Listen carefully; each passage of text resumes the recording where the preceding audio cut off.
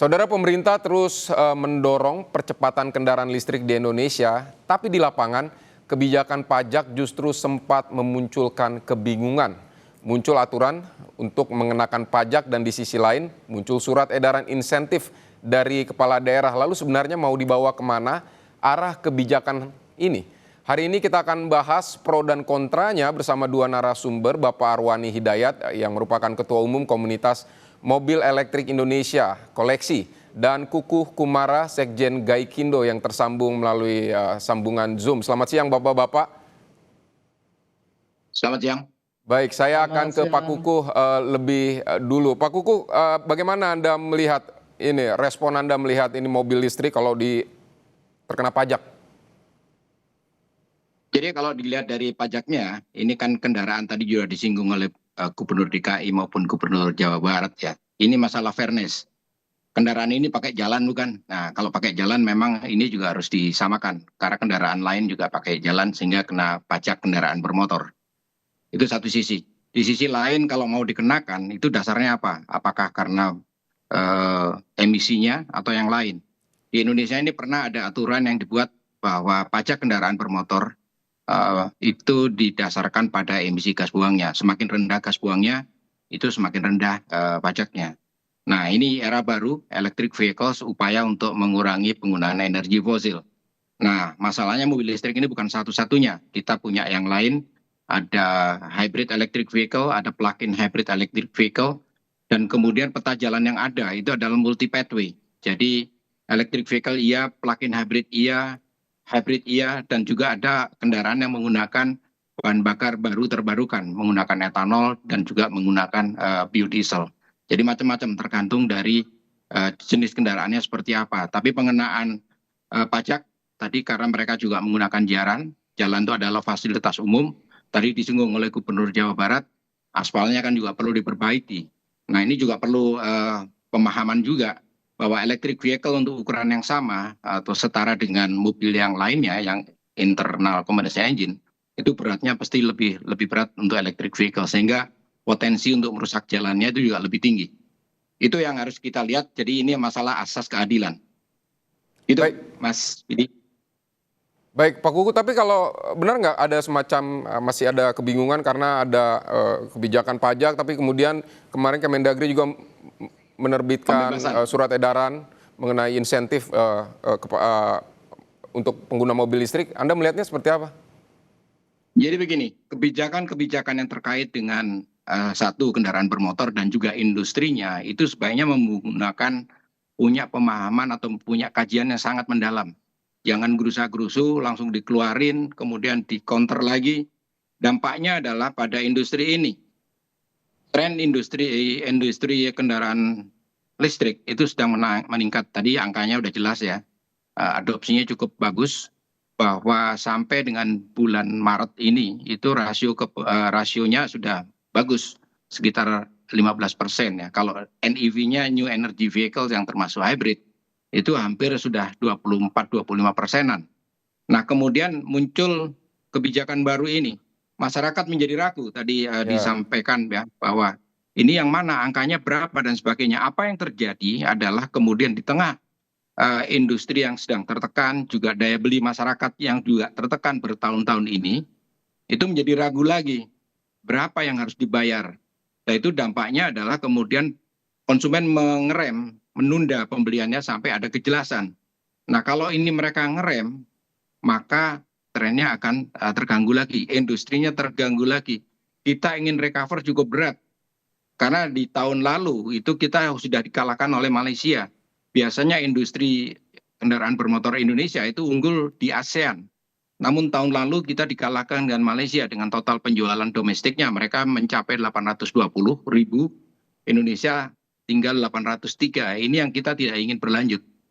Apakah itu konvensional atau apakah itu elektrik, harusnya kita menjadi leaders di ASEAN.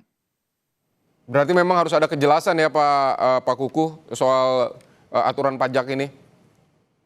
Betul sekali. Jadi industri kendaraan bermotor itu perlu kebijakan yang sifatnya jauh ya, long term. Jadi bukan parsial, bukan tahun ini atau bulan ini kebijakannya seperti ini dalam waktu singkat kemudian berubah. investasi yang ditanamkan di industri kendaraan bermotor itu bukan kecil ya. Pasti para investornya berpikirnya panjang dan kita memiliki potensi yang luar biasa. Namun kalau kemudian kebijakannya terlalu cepat berubah, itu dampak ke industrinya. Sementara di industri ini saat ini ada 1,5 juta orang yang bekerja di sana. Kalau ini terganggu, Ya, sampai ada pengurangan tenaga kerja atau sampai ada pabrik yang tutup, sekali tutup nggak akan balik lagi ke Indonesia. Negara pesaing kita di tetangga kita banyak nih, ada Malaysia, ada baik. Vietnam, dan sebagainya. Jadi kami dari pelaku industri tidak menginginkan sebuah kebijakan yang terlalu cepat berubah-ubah dan tidak ada kepastiannya. Yang kita perlukan adalah konsistensi dan sifatnya jangka panjang. 20 tahun, 30 tahun ke depan seperti apa. Jadi yang saya katakan tadi multi pathway tadi udah benar. Karena memang electric vehicle ada adopsi, tapi kebanyakan masih di kota dan sifatnya lebih Jawa sentris. Kita juga perlu sebarkan ke pulau-pulau yang lain ya. Namun di situ terganggu juga dengan ketersediaan infrastrukturnya. Jadi ini luar biasa kalau memang dilakukan, harusnya kebijakannya memang Oke. konsisten dan sifatnya jangka panjang. Oke, baik, kita ke Pak Arwani. Kalau Pak Arwani dari komunitas pengguna mobil listrik ini memandangnya seperti apa, Pak? Ya, pertama memang seperti disampaikan Pak Kukuh, inkonsistensi dalam kebijakan. Sebetulnya kaitannya dengan elektrifikasi moda transportasi ini kan sudah ada peta jalannya. Mulai dari ratifikasi konvensi yang net zero emission di Paris, Paris Agreement. Kemudian sudah ada Perpres 55, Perpres 79 diubah. Kemudian sudah jelas dengan adanya Undang-Undang HKPD, pasal 7 dan pasal 12, yang itu tidak perlu lagi diterjemahkan oleh Permendagri. Sudah jelas, semua kendaraan yang menggunakan energi terbarukan adalah yang dikecualikan dari objek pajak PKB dan BBNKB. Jadi nggak perlu lagi ada itu keluar Permen nomor 11. Apalagi permen selevel permen kemudian denegasikan dengan surat edaran. Tambah Oke, tidak pasti lagi.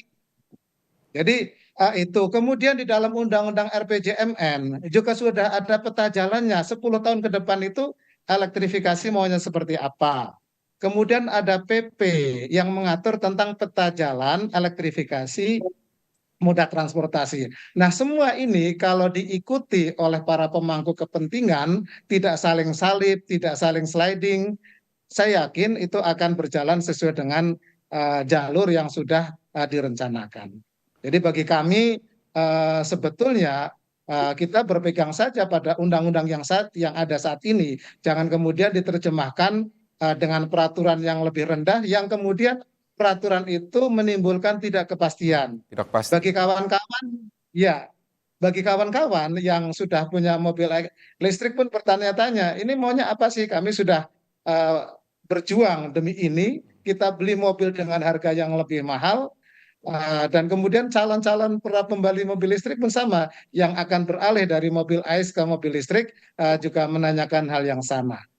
Jadi bagi kami konsistensi itu perlu dilakukan. Seandainya itu mau direvisi terkait dengan masalah pajak, karena tadi sudah sampaikan Pak Kuku, maka yang perlu dilihat adalah undang-undangnya. Kenapa pasal itu lahir?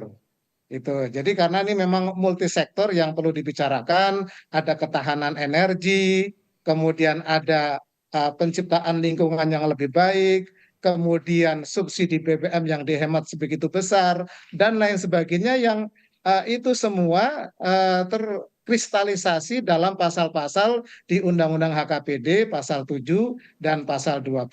Kurang lebih itu Mas Vidi. Baik, dulu berarti sebagai komunitas, sebagian pembeli atau pengguna mobil listrik ini memang mempertimbangkan ketika mau membeli bebas pajak ini, atau sekarang melihat sudah tidak ada keuntungan lagi kah untuk memiliki mobil listrik, atau Anda melihatnya seperti apa? Ah, memang ada beberapa faktor mau membeli mobil listrik ya. Bagi saya memang faktor lingkungan. Mungkin bagi yang lain ada faktor karena insentif ya. Memang lebih banyak ke arah situ. Itu bagian dari apa cara menarik lah, dan kemudian memberikan penyadaran kepada para pengguna. Kalau saya sih tidak khawatir dengan dengan dasar hukum apapun yang mau diterapkan. Yang penting konsisten, sebagaimana disampaikan Pak Kuku. Jadi kalau memang dasar hukum sekarang dikecualikan dari PKB dan BPNKB, ya sudah, jangan dipelintir-pelintir dengan peraturan yang lebih rendah di bawahnya gitu. Seandainya nanti toh mungkin akan dilakukan penyelesaian pajaknya, maka dasar hukum yang di atasnya yang itu lebih dikaji lebih dulu gitu. Jadi ini ada kepastian Oke. untuk seluruh warga. Kalau sekarang kita melihat yang tadinya Permen 11 itu kan diserahkan ke masing-masing daerah. Ini Baik. akan gontok-gontokan antar wilayah begitu, akan saling saing-saingan menerapkan pasal tentang pajaknya. Tapi saya tetap berpegang pada Undang-Undang HKBD bahwa itu semestinya tidak dilakukan penafsiran yang melenceng dari bunyi undang-undang. Baik, kita kembali ke Pak Kuku. Pak Kuku, singkat saja, ini kan bolanya sekarang ada di pemerintah daerah begitu. Nah, ini Anda melihatnya bagaimana pemerintah daerah ini harus menyikapi ini? Jadi pemerintah daerah ini harus kerja bareng semuanya kan. Kalau terjadi kemudian saling saing ya masyarakat yang dirugikan dan kemudian mereka menunda. Tapi ini ibarat bola panas dilempar dari Jakarta ke daerah ini. Oh ya, baik. Pak Kuku dari Gaikindo dan juga Pak Arwani sebagai komunitas pengguna mobil listrik, terima kasih untuk berbagi pandangan di Kompas Siang hari ini. Selamat beraktivitas kembali, Bapak-Bapak. Terima kasih.